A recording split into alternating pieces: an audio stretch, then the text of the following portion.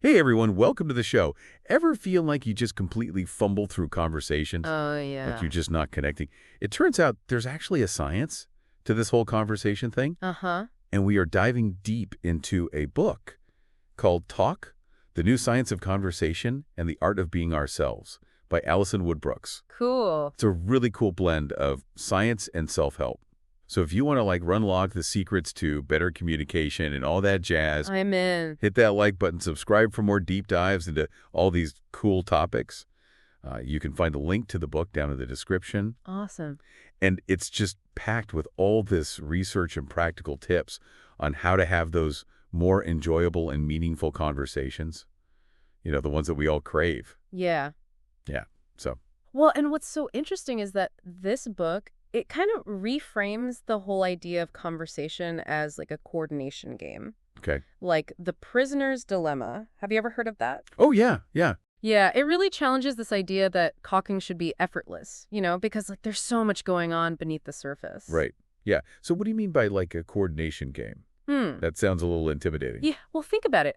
Every conversation involves this constant back and forth of reading the other person's cues, Oh, yeah. right? You're adjusting your own behavior and you're trying to achieve your own conversational goals at the same time. Mm-hmm.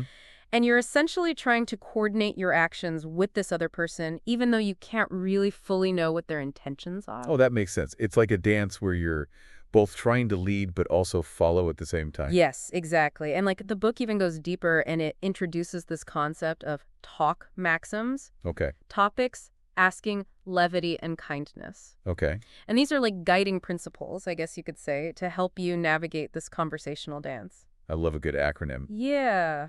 Let's start with topics. What makes choosing the right topic so crucial? Okay, well, think back to a conversation you had that just felt super flat. Oh, yeah. Right.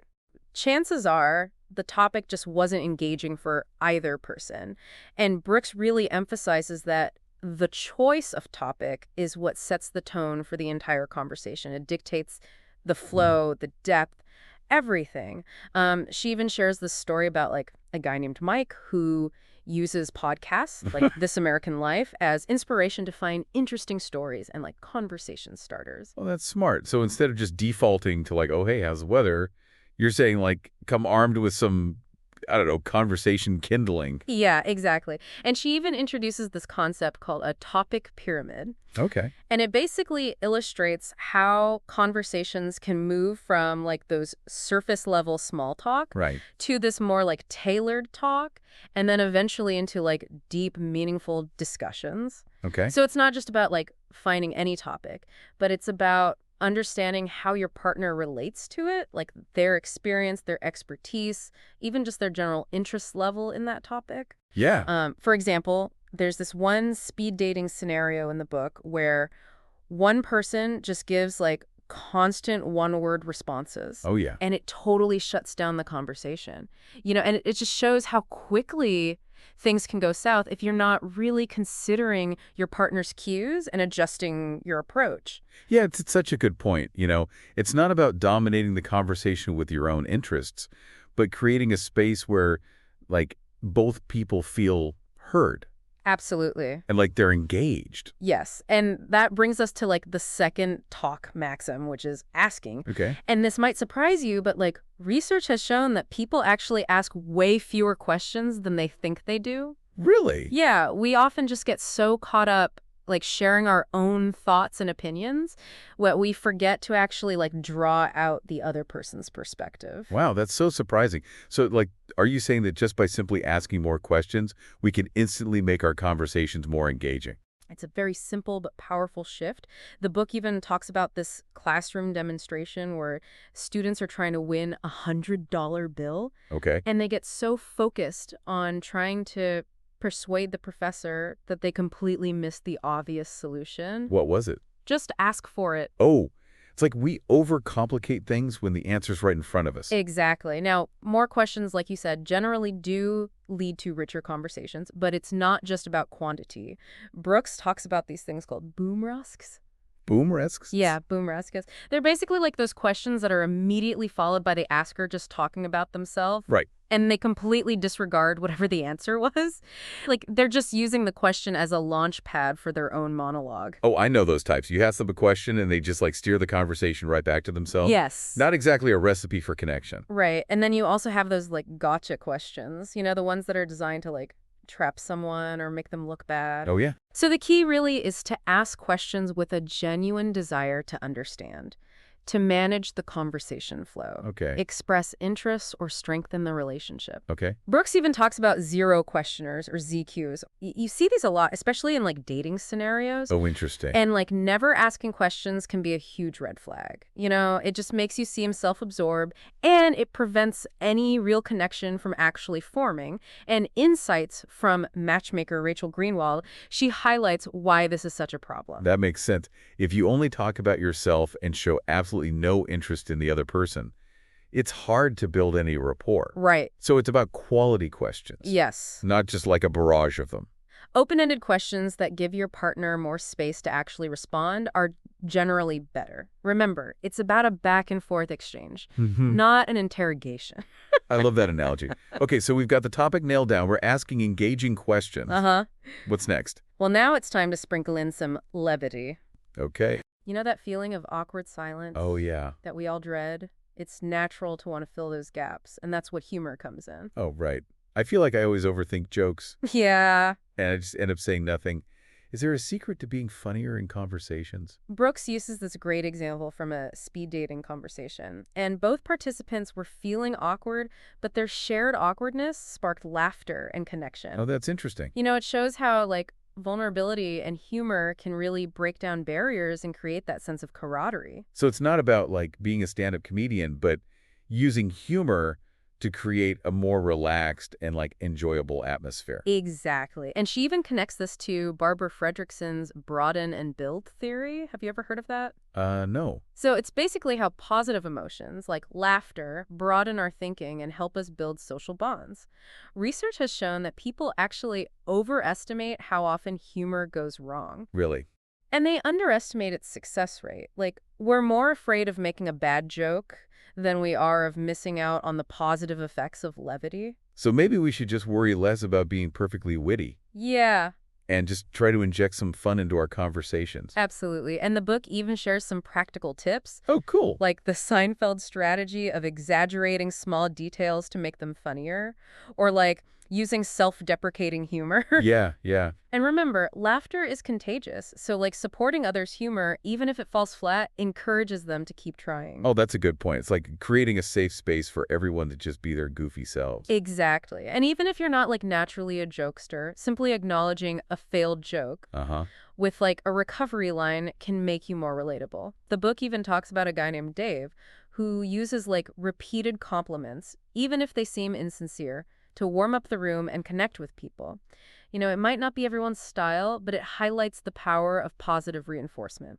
That's true. Maybe you'll remember how you make them feel. Okay, we've covered topics, asking and levity. What's the final maxim? Kindness. Kindness. And this is where things get really interesting. Kindness in conversation? Okay, I'm intrigued. So Brooke starts off with this personal anecdote about how she unintentionally offended her student. No. It's a powerful reminder that even well-intentioned people make mistakes. Yeah. And kindness is crucial for navigating differences in like identity, beliefs, and just like general understanding. So it's about being mindful of the other person's perspective, creating a space where everyone feels respected, even if you disagree. Precisely. She links this to research on receptiveness in disagreements. It's not about avoiding conflict, but using language that encourages this open dialogue. Oh, okay. And the book even gives a receptiveness recipe to help us navigate those like tricky conversations where strong opinions are involved. Ooh, a recipe for better conversations. I'm all ears. Okay, so Tell me more about this receptiveness recipe and how we can use kindness to have more productive and meaningful conversations. yeah, so this receptiveness recipe you mentioned, it's really powerful for those conversations where you might not see eye to eye with the other person. Right. It basically involves at least key ingredients. First, you got to acknowledge the other person's perspective,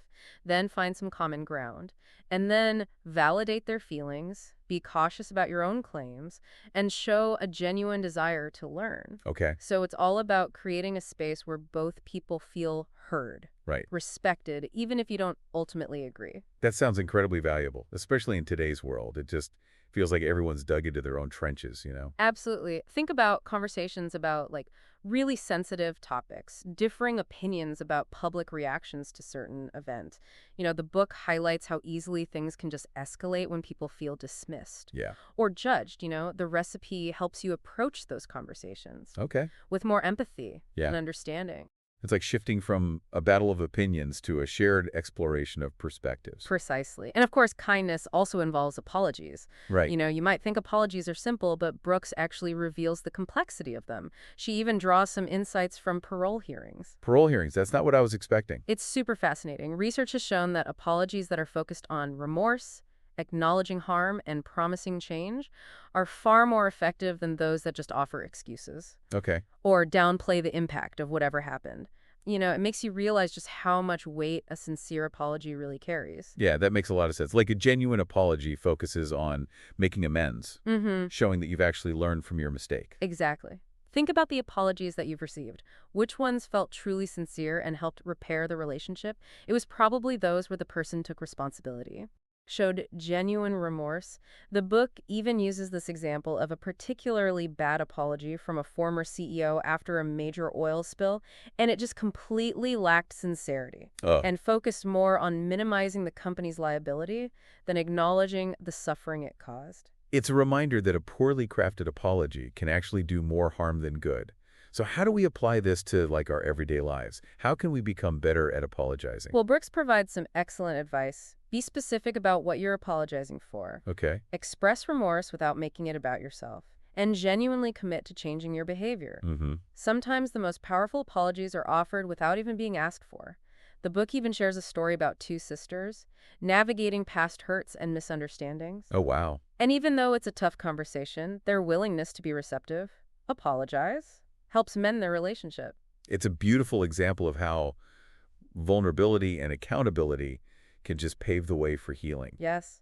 and a deeper connection. Exactly. Now, shifting gears a bit, let's talk about those conversations that involve more than just two people. Group dynamics bring a whole new set of challenges to the table. Yeah, group conversations can definitely feel like a whole different ballgame. Yeah.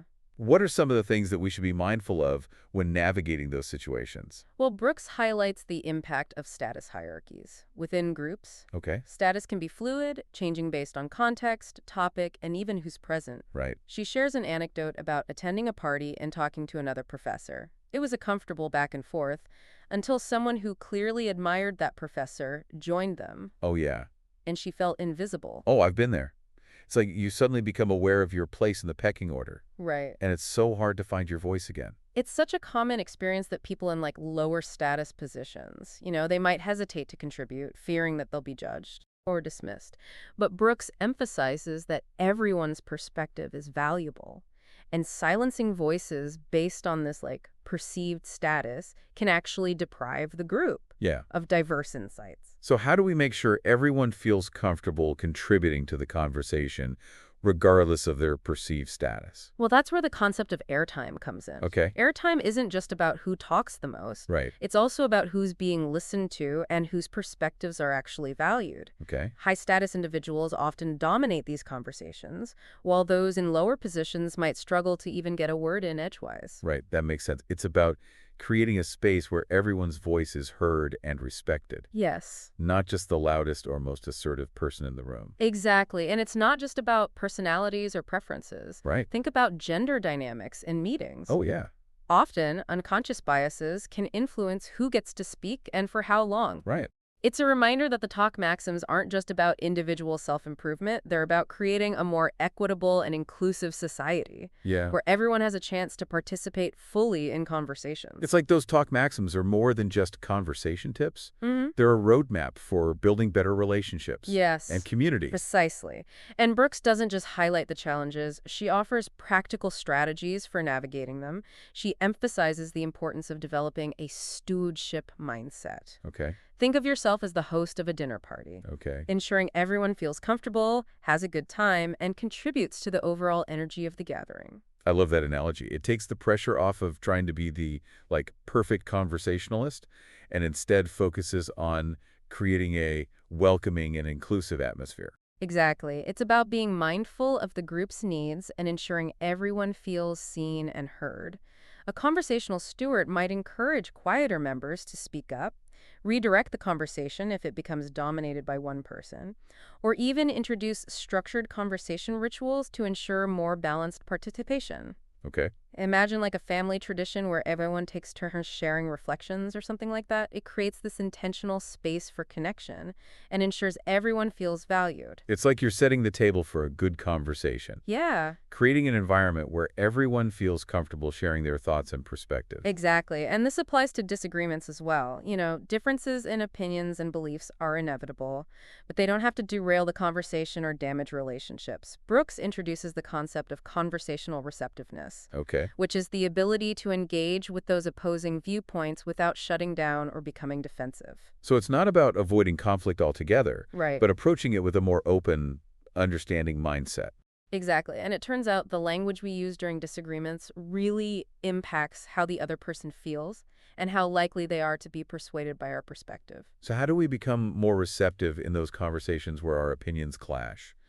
Is there a specific approach we can take? Well, remember that receptiveness recipe we talked about. Uh-huh. It's all about acknowledging the other person's viewpoint, Okay. finding common ground, validating their feelings, and showing a genuine desire to learn.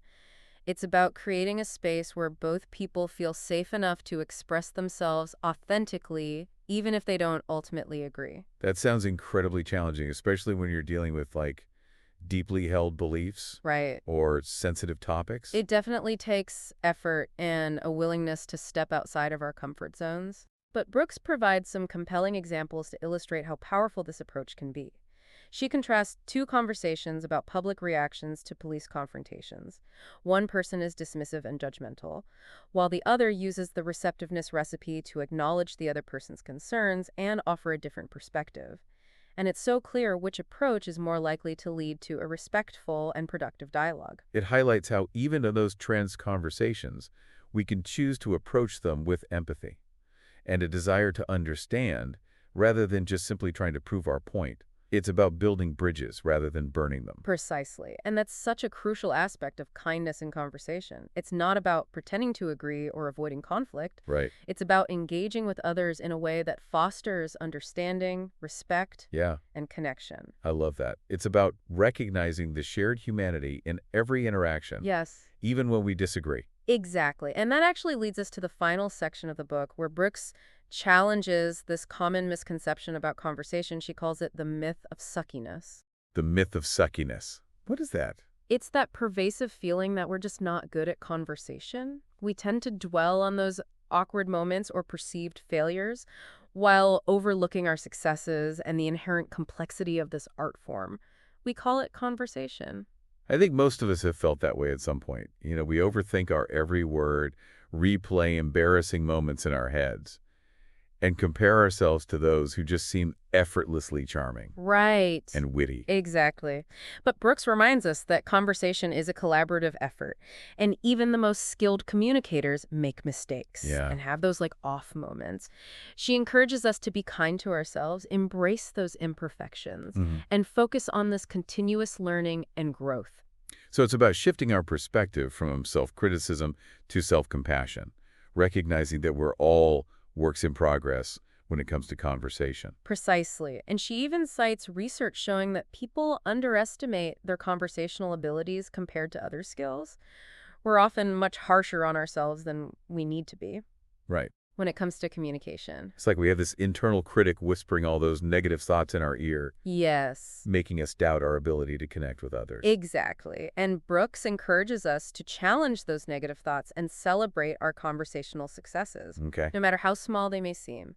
Every meaningful conversation, every thoughtful question, every heartfelt story shared, it's a step in the right direction. It's about recognizing that even those seemingly ordinary conversations can be opportunities for growth, connection, even joy.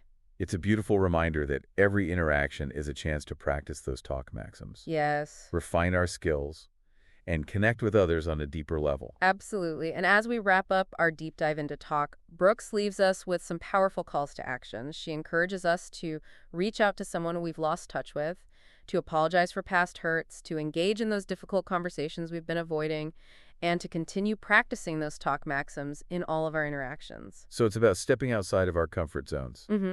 embracing vulnerability, and committing to becoming more mindful and intentional in our communication. But those efforts can lead to deeper connections Yes. and more fulfilling relationships. Precisely. And in the final part of our deep dive, we'll explore some of Brooke's suggestions for continuing this journey of conversational exploration and growth. Okay. We'll discover practical tips for practicing those talk maxims, experimenting with different communication styles, and deepening our understanding of this incredible art form we call conversation. Welcome back. I am so ready to explore those practical tips Yeah, and exercises that you mentioned for improving our conversation skills. It feels like we've covered so much already, but I know, right? I'm really excited to see how we can actually put all these insights into action. Well, you're in for a treat because Brooks offers all these conversation experiments to help you apply those talk maxims in real life and really get a deeper understanding of how communication works. These aren't just theoretical concepts. This is stuff you can actually start using today. I love that idea of experimenting, with different approaches. It takes the pressure off and lets us see conversation as a playful process Right. of discovery. Exactly. One that really stood out to me is this one called the limited listening exercise. It's where you have a video call with someone and you spend part of the time with the video on and then part of it off. Okay. That's interesting. Yeah, I've definitely noticed a difference in my own behavior on video calls. Mm-hmm. Depending on the camera's on or off, sometimes I'm more self-conscious Yeah. or less engaged if I know they can't see me. Totally. And this experiment really highlights how much we rely on those nonverbal cues like facial expressions and body language and eye contact to really communicate and understand the meaning. And when you limit those cues, you have to work harder to get your message across. Yeah, it makes you realize how much we just take those nonverbal cues for granted. We're constantly reading those subtle signals without even thinking about it. Yeah. And Brooks even suggests taking this experiment a step further, trying it in person. Whoa. Imagine having a conversation where everyone closes their eyes. Okay. For part of it, might feel weird at first, but it forces you to focus on the other person's words and their tone of voice. That sounds kind of intriguing. I could see how it would heighten your awareness Yeah, of those subtle vocal nuances, those things that we might otherwise miss. exactly. It's like a sensory deprivation for Yeah. conversation. Ooh, I like that. And then there's the experiment of companionable silence. Oh, okay. And Brooks encourages you to think about those people in your life where you feel comfortable sharing silence, and whether there are other people that you haven't explored that possibility with yet.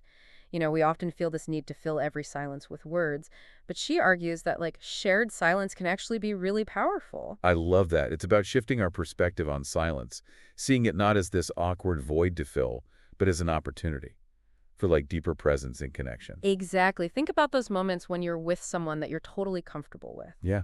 And you can just be together without constantly talking. There's a sense of intimacy and shared understanding. And Brooks says that cultivating that comfort with silence can really strengthen your relationships. Yeah. It's acknowledging that sometimes words just aren't necessary. It's about being present Mm-hmm. with the other person and allowing space for those unspoken connections to form. Exactly. And for those who are ready for a truly immersive experience, Brooks even suggests trying a Vipassana silent retreat. Whoa, a silent retreat. That's pretty intense. It is. But even if you're not ready for that, experimenting with shorter periods of silence can be really insightful. Start by just noticing those moments when you feel that urge to fill the silence and challenge yourself to just be present. Right, like a mindfulness practice for conversation. Yes. Instead of just constantly chattering, we're learning to appreciate those spaces between the words. Exactly. And that ties back to that myth of suckiness that we talked about. If we're always worried about saying the right thing or filling every silence, we might miss out on the richness of nonverbal communication and the power of just being present. Yeah. It's about giving ourselves permission to just be, even in those moments of quiet. Exactly. Brooks also offers some thought-provoking experiments related to apologies and feedback. Okay. One that I found particularly interesting was the feedback challenge. She encourages you to seek out constructive feedback from two people that you trust, specifically about areas where you know you could improve. Now, I know this can be a little daunting, but feedback, even when it's hard to hear, is a gift. That's true. It's about approaching feedback with a growth mindset, seeing it as an opportunity to learn Yes. and become better versions of ourselves. Exactly. And she really emphasizes the importance of how you frame your request for feedback. Like, instead of just saying, "How am I doing?" try saying something like, "I'm really working on getting better in this area. I would really love you honest feedback on how I'm doing." It just shows that you're genuinely open Right. to learning and growing. It's about creating that space where the other person feels comfortable sharing their honest perspective without feeling judged. Exactly. And then there's the relationship reboot experiment. This one challenges you to reach out to someone you've lost touch with, or someone that, like, you have a relationship with that's kind of hurting. Now, this one can be emotionally challenging, especially if there's unresolved conflict or hurt feelings, but she reminds us that relationships are precious and often worth the effort to repair. It's about taking that first step towards reconciliation, Mm-hmm. even if it feels really scary or uncertain. Exactly. And Brooks encourages you to use those talk maxims to guide your interactions, focusing on empathy, understanding, and a willingness to take responsibility for your role in the breakdown. Right. It's about approaching the conversation with a desire to mend fences and rebuild trust. It's like extending an olive branch, and Yeah. opening the door for healing and forgiveness. Precisely. And what I think is so inspiring about all of Brooks's conversation experiments is that they're not just about learning these new techniques, they're really about expanding our capacity for connection, empathy, and vulnerability. They're about embracing all that messiness and complexity of human communication and recognizing that even the most difficult conversations can be opportunities for growth and transformation. It's like we're shifting from seeing conversations as a transaction to see them as like a transformative experience, a way to deepen our understanding of ourselves and the world around us. Exactly. And Brooks concludes the book with a reminder that conversation isn't just a means to an end. It's really an essential part of what makes us human. It's how we share our stories, how we build relationships, create communities, and make sense of the world. It's a gift, a privilege, and a responsibility. It's a beautiful reminder that every conversation, no matter how small or insignificant it may seem, has the potential to touch lives and make a difference. Exactly. And it's up to us to use that gift wisely, compassionately, and create a world where everyone feels heard, valued, and connected. What an incredible journey this deep dive into talk has been. I know, right? I feel like I've learned so much, not just about the science of conversation, but about the power of human connection, and the importance of approaching our interactions with intention and kindness. Me too. And I hope our listeners feel the same way. If you haven't already, definitely check out Talk and explore some of those conversation experiments yourself. You might be surprised what you discover, not only about conversation, but about yourself and the people around you. Absolutely. And be sure to share your favorite insights and those aha moments from the book down in the comments below. We love hearing from you guys and continuing the conversation. As always, thanks for joining us on the deep dive. Until next time, keep talking, keep learning, and keep connecting. See you next time. TTI.